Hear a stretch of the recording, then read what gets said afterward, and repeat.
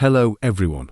Today's video will be a bit different since this is my 50 subscriber special, and I would like to thank you all for helping me reach this goal. Now without further ado, let's begin.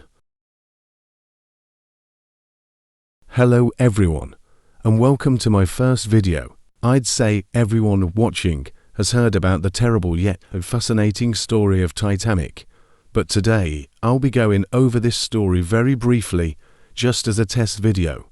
Enjoy.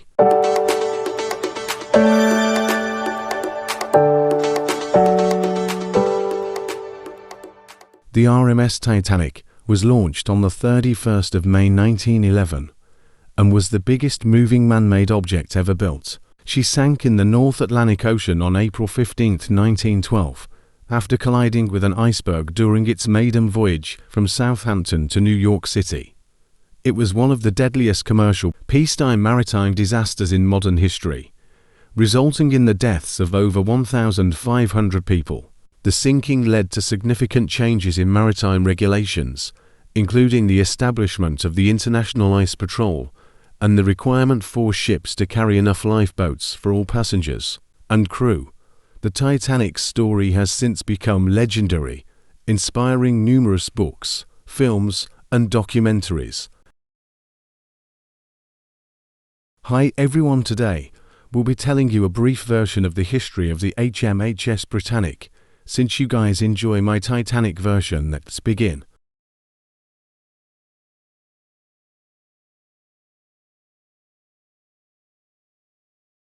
The Britannic was the newest and was meant to be the grandest of the three Olympic-class ships. She was the largest at 48,158 tons, compared to Titanic's 46,328 tons and Olympic's 45,324 tons.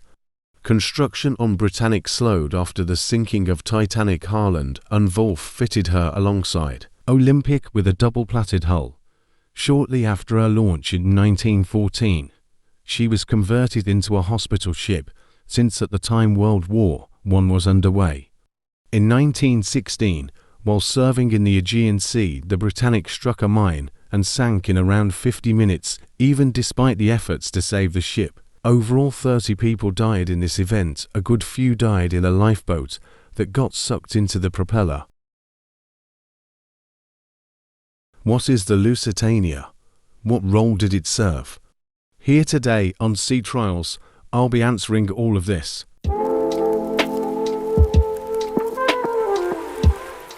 The Lusitania was launched in 1906 and was one of the fastest and most luxurious ships of its time. She was operated by the Cunard Line. She was the first ship of a trio of superliners. These consisted of the Lusitania, Mauretania, and the Aquitania, both Lusitania and Mauretania being launched at similar times. The Aquitania would be launched around 7 years later.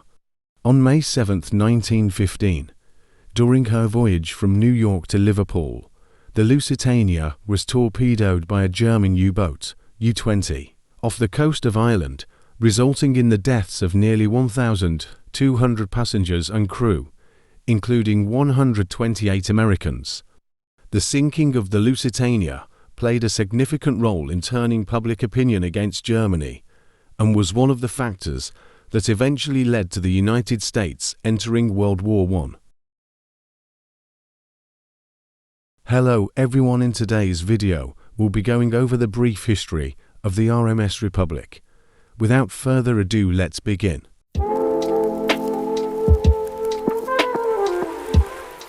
The RMS Republic was an ocean liner built in 1903 by Harland and Wolff in Belfast, Ireland, for the White Star Line. It was one of the largest and most luxurious liners of its time, known for its opulent interiors and modern amenities. On January 23, 1909, the Republic collided with the Italian steamship SS Florida off the coast of Massachusetts, United States, resulting in significant damage to the Republic's hull. Despite efforts to save the ship, it ultimately sank the next day. What's remarkable about the Republic's sinking is that it was one of the first instances where the new Marconi wireless telegraph system played a crucial role in summoning aid and saving lives. All passengers and crew were safely evacuated, with no loss of life. The wreck of the RMS Republic lay undiscovered for nearly 100 years until it was found in 1981 by a team led by Captain Martin Bayral. The ship remains one of the most famous shipwrecks of the early 20th century. In this video, we'll be going over the brief history of the SS United States. Let's begin.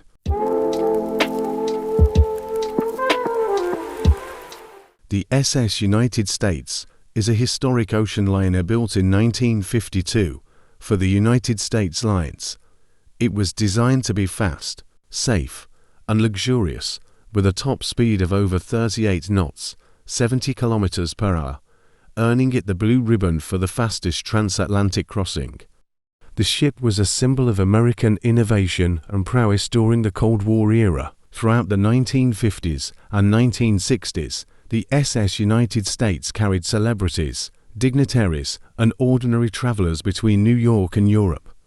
However, with the rise of air travel, the demand for transatlantic liners declined, leading to the ship's retirement in 1969. Over the years, there were various attempts to revive the SS United States for commercial purposes, but none succeeded.